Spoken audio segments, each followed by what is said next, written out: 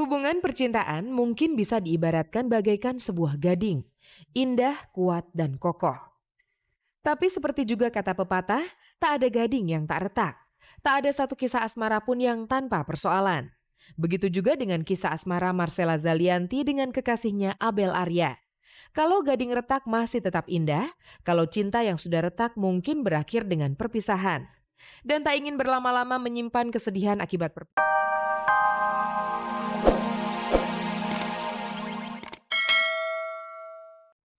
Kartu undangan yang terus tersebar, kabar-kabar soal rencana pernikahannya yang kian santer terdengar, tidak bisa lagi membuat Della Puspita dan Joki Fernando kekasihnya menyembunyikan rencana pernikahan mereka.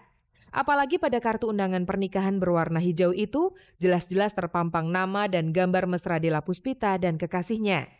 Lelah terus membantah dan terus mendapat julukan Ratu Bohong, akhirnya hari Minggu kemarin didampingi Henry Yosodiningrat kuasa hukumnya, Della Puspita dan Joki menggelar acara jumpa pers.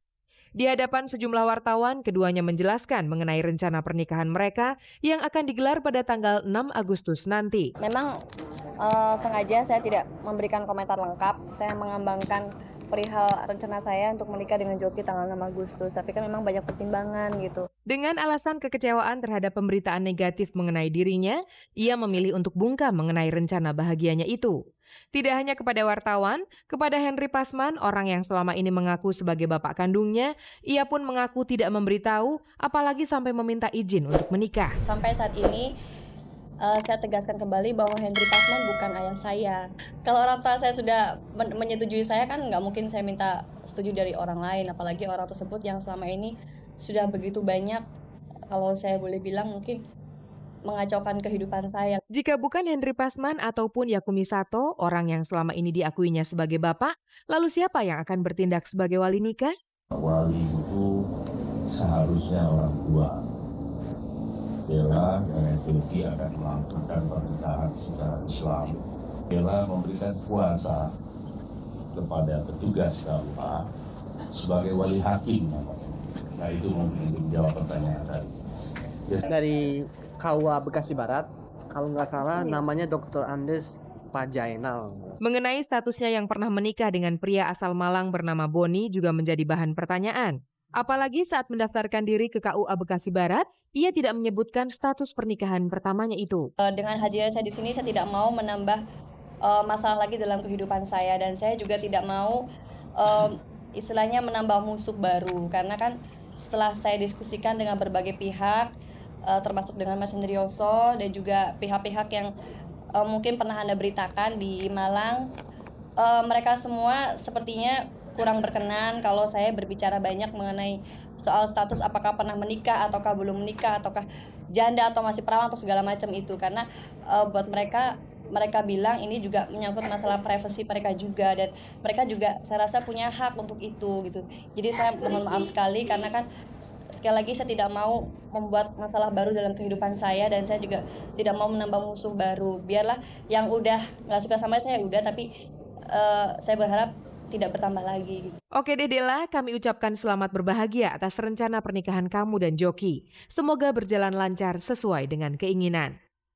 Hubungan percintaan mungkin bisa diibaratkan bagaikan sebuah gading, indah, kuat, dan kokoh. Tapi seperti juga kata pepatah, tak ada gading yang tak retak. Tak ada satu kisah asmara pun yang tanpa persoalan. Begitu juga dengan kisah asmara Marcella Zalianty dengan kekasihnya Abel Arya.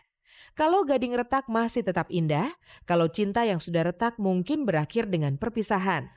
Dan tak ingin berlama-lama menyimpan kesedihan akibat perpisahan, akhirnya Marcella yang kami temui saat menghadiri pernikahan Rahel Mariam dan Ebes mengungkapkan soal hubungannya dengan Abel Arya yang telah berakhir.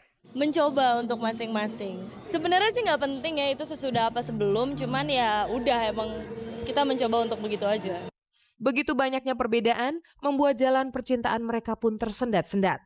Saat semakin berat untuk dilangkahkan, keduanya pun memutuskan untuk berpisah baik-baik. Karena ya semua tahu kita punya ada satu perbedaan. Perbedaan mungkin bisa dibilang itu prinsip, bisa dibilang itu suatu keyakinan ya. Pokoknya adalah satu perbedaan yang mungkin mendasar, yang lainnya sebenarnya nggak ada masalah. Jadi mungkin ya sekarang kita berteman baik aja gitu. Sedih sudah pasti, tapi kenangan manis akan perjalanan singkat cinta mereka membuat Marcella mampu tetap berdiri tegak menghadapi perpisahan ini. Aku sih nerima aja, ikhlas dan sabar, udah gitu aja sih. Tapi ngomong-ngomong, sudah ada pengganti apa belum? Kalau itu hanya saya dan Tuhan yang tahu. Pemirsa, setelah cukup lama menghindar dari kejaran para wartawan, akhirnya tersangka kasus narkoba Polo buka suara. Pada hari Selasa lalu kami pun menemuinya di LP Cipinang guna menanyakan kabar terakhir. Sejak Selasa kemarin, Barata Nugraha alias Polo, tersangka kasus narkoba, kembali menjadi penghuni Lembaga Pemasyarakatan Cipinang.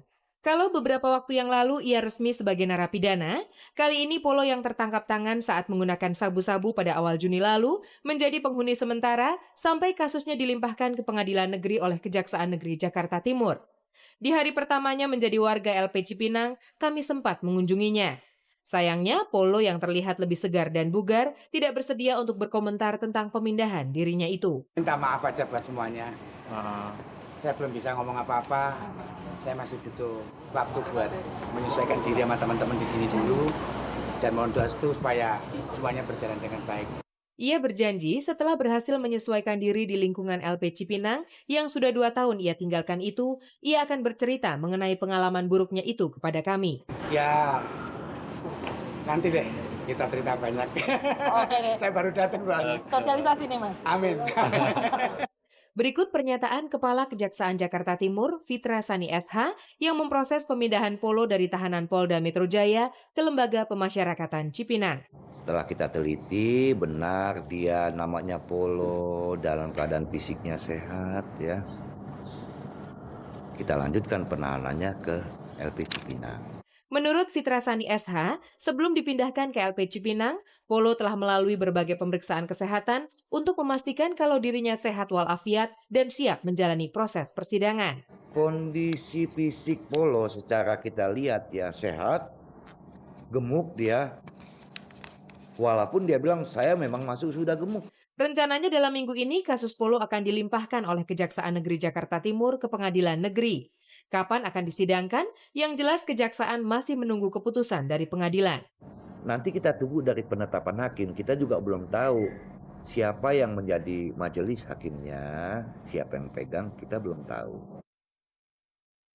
Saat yang paling mendebarkan bagi Faisal, sekaligus penentu nasibnya di masa depan, akhirnya tiba juga. Setelah melalui proses pengadilan yang cukup panjang, Rabu kemarin Majelis Hakim Pengadilan Negeri Jakarta Selatan menjatuhi putusan 5 tahun hukuman penjara kepada bintang muda terdakwa kasus tindak asusila dan narkoba itu. Mendengar putusan hakim yang disahkan dengan ketukan palunya, Faisal yang tertunduk lesu di bangku terdakwa hanya bisa pasrah menerima nasibnya itu. Faisal yang kami temui usai persidangan mengaku tenang dan tabah menghadapi persoalan ini. Bagi gue ini belum final dan ya nggak tahu lah, lihat aja nanti. Saya nggak akan yakin kok. Saya pasrah aja kok. Mudah-mudahan ya. Meski terkesan pasrah dan tak berdaya menolak putusan hakim, Faisal seakan tak terima dengan keputusan majelis hakim yang dinilainya tidak adil. Ya nggak siap lah, soalnya teman-teman saya juga di dalam masih banyak yang kasusnya lebih parah dari saya. Ada yang pembunuhan, ada yang ini, ada yang itu. Tapi nggak ada yang seberat saya.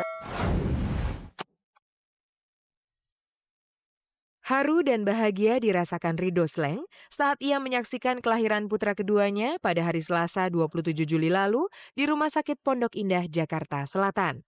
Apalagi saat ia tahu bayi laki-laki yang lahir melalui proses persalinan normal itu sehat dan sempurna. Lengkap sudah kehidupan rumah tangga Rido dan Onis Rojawati istrinya dengan kehadiran 2 jagoan yang semakin mempererat tali cinta mereka. Meski awalnya Rido dan Oni berharap anak kedua yang lahir nanti berjenis kelamin perempuan. Aku pengennya perempuan. Tapi ya udah, laki-laki penting sehat ya gitu. Berarti kan mesti bikin lagi gitu. Pemirsa, pada tanggal 28 Juli kemarin merupakan hari ulang tahun Kabar-Kabar yang ke-8. Kami pun merayakannya bersama para pemirsa setia Kabar-Kabari di Kota Bandung. Dan tidak tanggung-tanggung, kami menghibur mereka semua dari pukul 12 siang sampai pukul 8 malam. Tak terasa usia kami Kabar-Kabari, tayangan infotainment pertama di Indonesia ini, kembali bertambah. Tepat tanggal 28 Juli kemarin, Kabar Kabari memasuki usia yang ke-8. Sebagai ungkapan terima kasih kami kepada Anda yang tetap setia menyaksikan tayangan ini, dalam rangka Sewindu Kabar Kabari, kami akan berbagi kebahagiaan dengan menggelar roadshow Kabar Kabari ke 5 kota besar di tanah air.